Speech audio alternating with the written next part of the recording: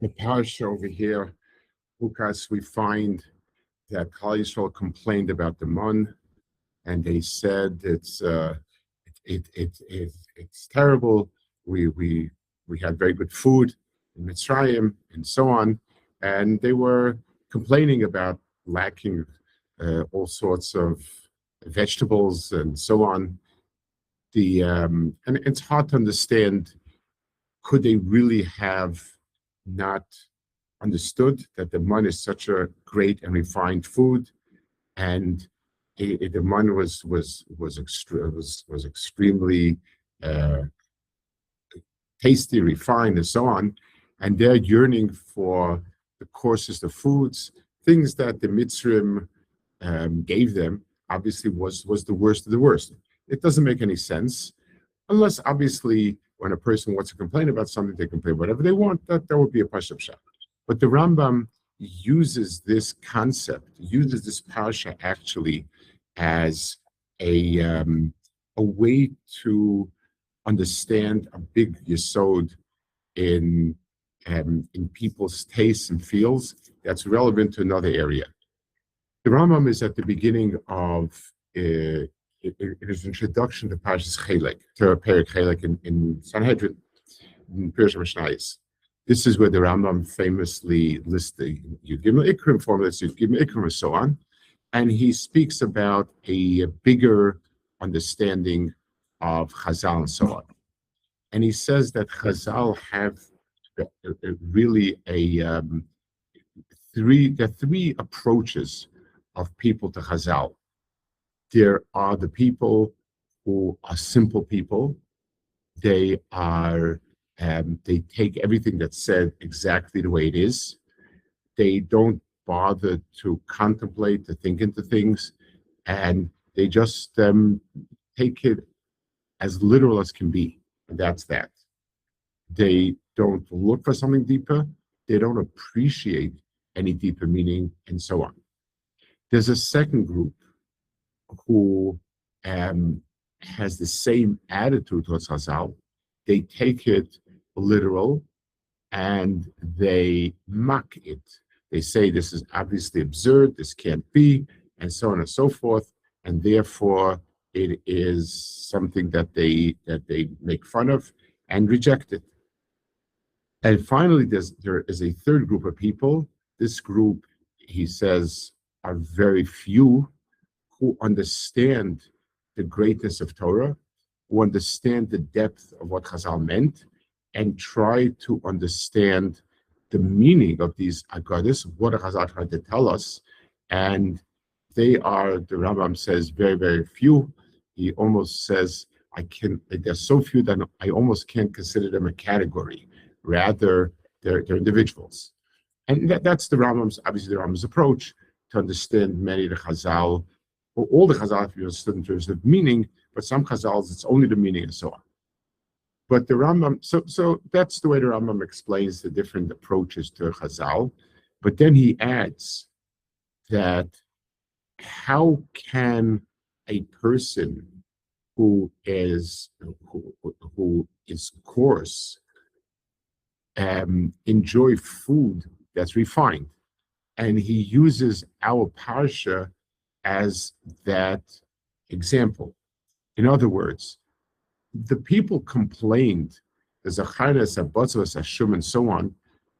It was a real complaint.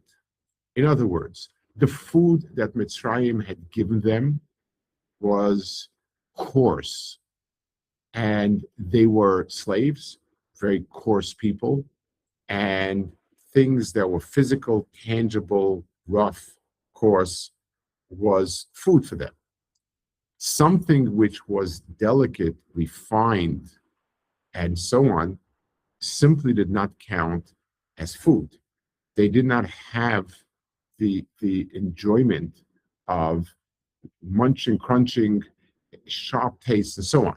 It's like the difference, people who have very simple tastes, they need to drink something which is heavily sweet, heavily flavored, and so on. A more refined palate enjoys something which is where the taste is very, very subtle, where it's you have to sort of sense the subtle taste in the product.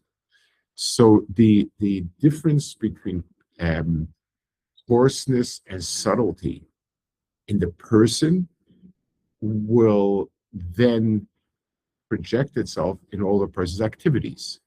Let's take another area, just as an example.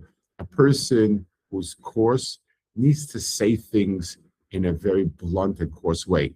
A person who's more refined will be more subtle and so on.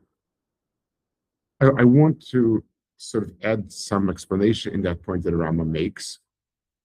The, the difference between the coarse taste to the subtle taste is a difference between um, taking the object as an object. So the person eats wheat, so he has the full plant, and he has the everything about it. The process of extracting flour is a process of refining and extracting a certain essence. It's laborious, obviously. A person has to work hard to bring it out, and it also is much more subtle. It does not really connect to a person's course. Bread that's very, very refined, flour that's very refined, is something that doesn't crunch and doesn't munch. It's something that it sort of melts on your tongue type of thing. So the difference in taste reflects a difference between living with the shell and the cover and so on versus the essence and so on. So when Klal Yisrael was complaining in Mitzrayim about the food, and complaining about the man, the complaint was real. They they had not refined themselves, and therefore it's something that's what they felt about it. Now it's true also a person who's refined in Ruchnius tends to be refined in Gashmius, and vice versa. It's something that says something about their person, that they can only deal with things that are coarse and so on. And the Ramban, for instance, speaks about the man as being a very, very ruchnistic type of food. It was physical, but it was sort of ruchni. Once again, it means that the person needs a very heavy physical sensation in order to feel good that he ate, versus a person who's ruchni, and there's something else about it that let's take another simple mashal. Two people eat a meal. One person has, it's all about the food, and unless there's a lot and with a lot of taste and so on, he doesn't like it.